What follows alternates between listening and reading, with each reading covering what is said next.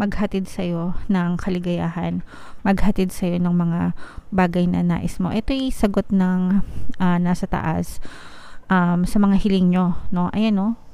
Pinupur yung blessings sa inyo, mga kapiksi. Okay? Kumbaga, parang sinasabi nila, we've heard you. Narinig namin yung mga dasal mo. It's about time that we pour our blessings to you. Okay? So, kung may mga planggana kayo, batya, ganyan, no? Maging ready kayo sa mga pagbabago, mga kapiksi. Alright? Maging ready kayo sa mga pagbabago na to, and saluhin nyo yung mga biyaya, yung mga blessings.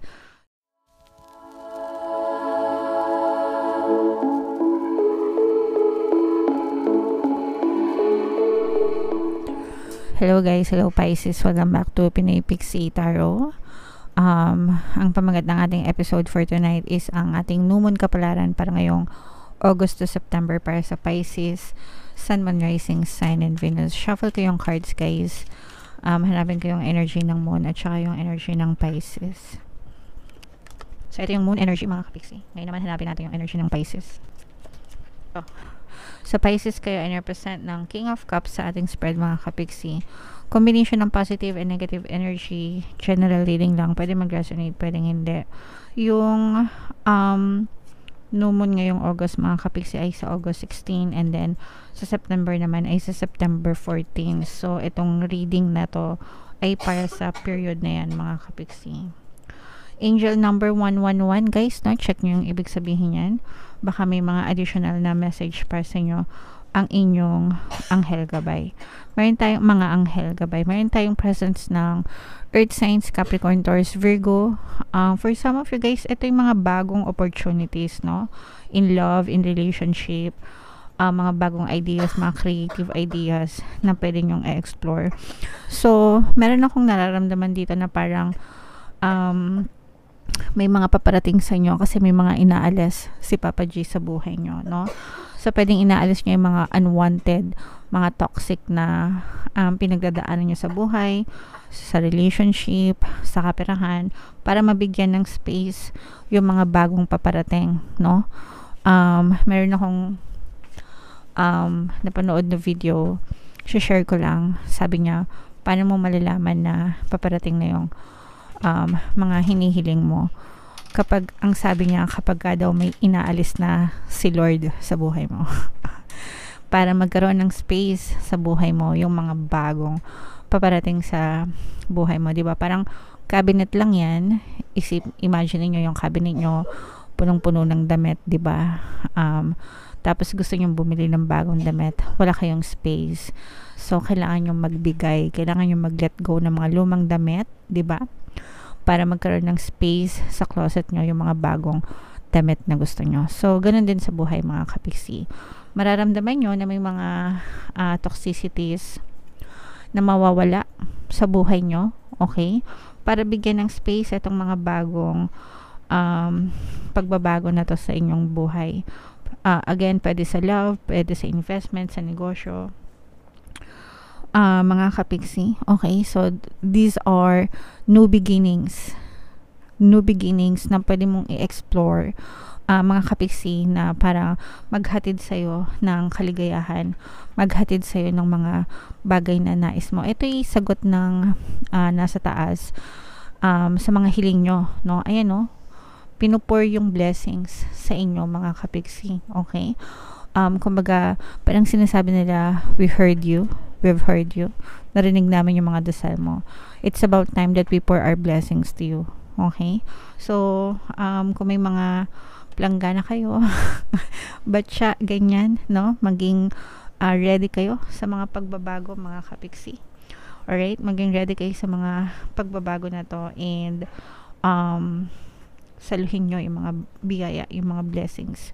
And ito yung parang ano kasi kayo parang nag-undergo na kayo ng initiation, kumbaga sa fraternity ba, alam niyo ba yung mga fraternity, di ba, how they works, how they work is parang kung gusto mo maging member ng brotherhood or sisterhood nila, you will go through trials and challenges. Yun yung tinatawag na initiation. So, yung initiation phase, yun yung mga trials and challenges, no?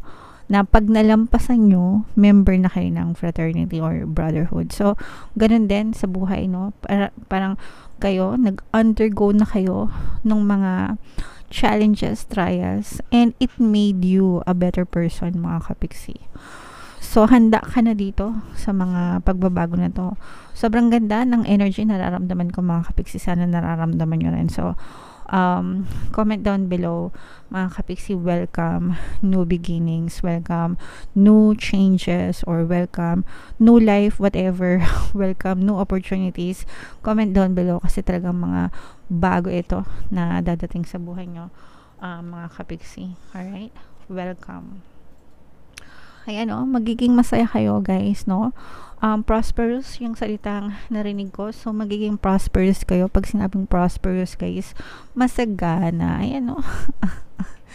Sobrang, you will feel with, your life will be filled with love and happiness, no? So, dun kayo papunta. I-declare nyo na yan, mga kapiksi. I-mine nyo na yan sa comment section, diba? Welcome. New beginnings. Ayan, no? Sabi ko sa inyo Sabi ko sa inyo, isahod nyo na, 'di ba? Parang binibigay sa inyo talaga ng universe yung mga kaperahan. Ayan, no? Parang inaabot niya, 'di ba?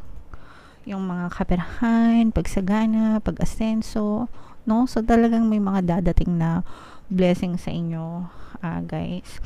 And malalagay din sa tamang balance. So kumbaga, hindi naman 'yan biglaan. It's a cumulative process, no? Kumbaga unti-unti. Ang importante is nagkakaroon ka ng progress, no? Nagkakaroon ka ng pag-unlad, pag-andar, pag-asenso hanggang sa parang alkansya, 'di ba? Paunti-unti kang naglalagay ng barya-barya sa alkansya mo hanggang sa ma-accumulate mo na pala yung wealth mo. Malay mo, million na pala yung laman ng alkansya mo, hindi mo pa alam. Alright? Okay. So, yeah. Comment down below, Pisces, if naka-resonate kayo. Sobrang ganda ng reading nyo, guys. Tingnan natin yung mga additional message sa inyo gamit itong deck na to. Habang sinashuffle natin to, guys, naka-flash sa screen yung mga updated offers sa ating channel. So, meron tayong paano mag-manifest ng abundance video course. It's a video course, it's a paid course para sa mga kapiksi natin na gustong yumaman, umandad, umasenso sa magana, maging matagumpay, successful, maswerte sa kanilang kabuhayan para trabaho, negosyo sa lapi, kapirahan in general, mga kapiksi, kung gusto nyo umandad at umasenso ng bonggang-bongga, para sa inyo ang course na yan. And, magbibigay ako ng 1 free pampaswerte sa Blingnel. Napakarami ng success stories niyan, guys. Sa lahat na mag-avail ng course, mag-avail na kayo. Sobrang ganda. And meron din tayong email coaching, mga kapiksi. Manifest your desires using the law of attraction.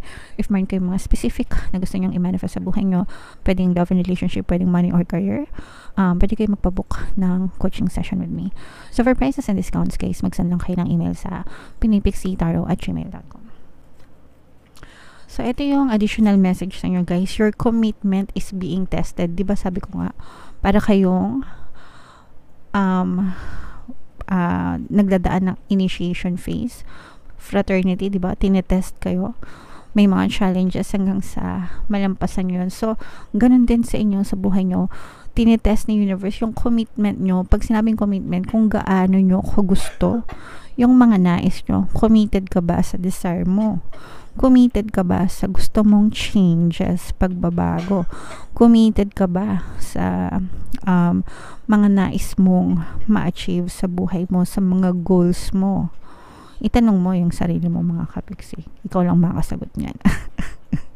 Alright?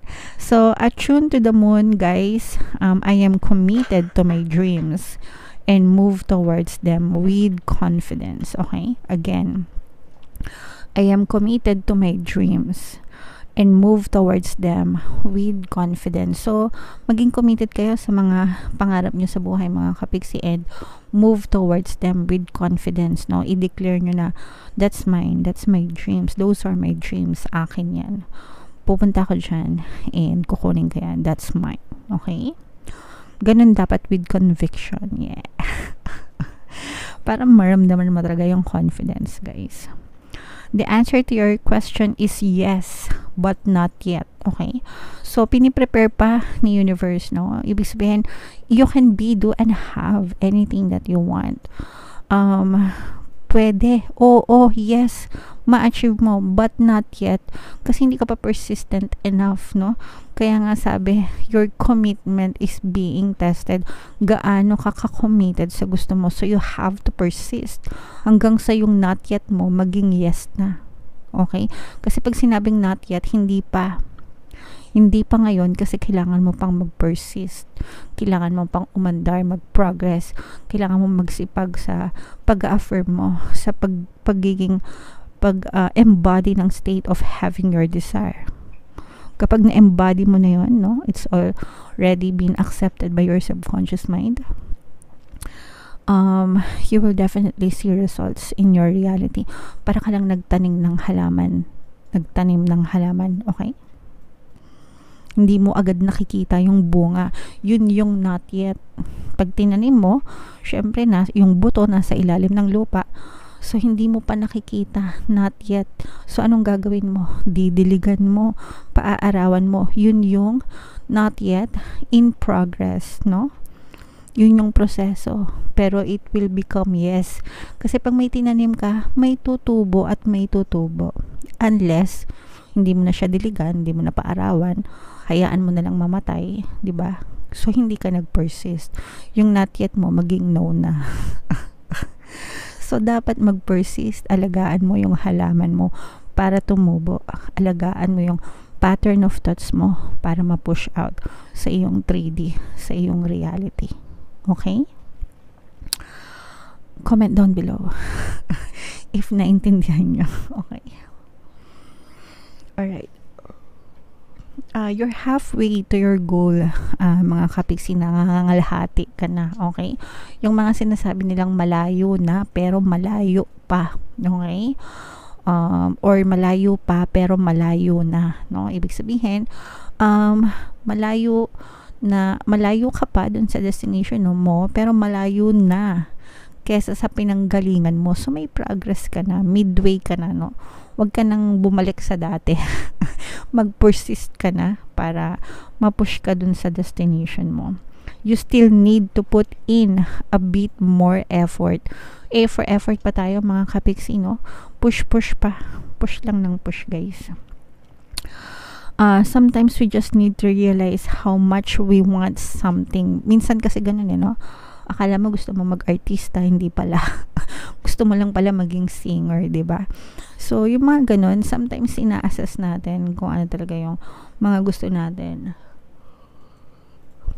sa buhay. Kaya tinitest yung commitment nyo kasi baka mamaya, sure ka ba? Ayan ang gusto mo. Kasi pag gusto mo yan ang ibibigay namin sa'yo. Otherwise, pwede ka pa mag-isip. Magbago ka ng isip, 'di ba? Ganun. You need to recommit to someone or something. So, make up your mind, mga kapiksi, no? Determine what you want. Isipin mo kung anong gusto mo. Declare that as your truth. And persist. Okay? So, pag sinabi mong gusto mong mayaman, gusto kong maging mayaman. Gusto kong maging mayaman. Mayaman ako. Mayaman ako. Yayaman ako. Magiging mayaman na mayaman ako. Okay? So, ganun. Alright? Anyway, I hope you get the point. Pero, yan ang reading mo, Pisces. Comment down below if naka-resonate kayo. Ito yung ating tawag dito, mid-August kapalaran. Kung hindi nyo pa napapanood, panoorin nyo na. And ito naman yung ating success stories ng paano mag-manifest ng abundance video course. Thank you for liking, sharing, and subscribing, mga kapiksi. See you again next time. I love you all, guys. Have a nice day. Bye-bye.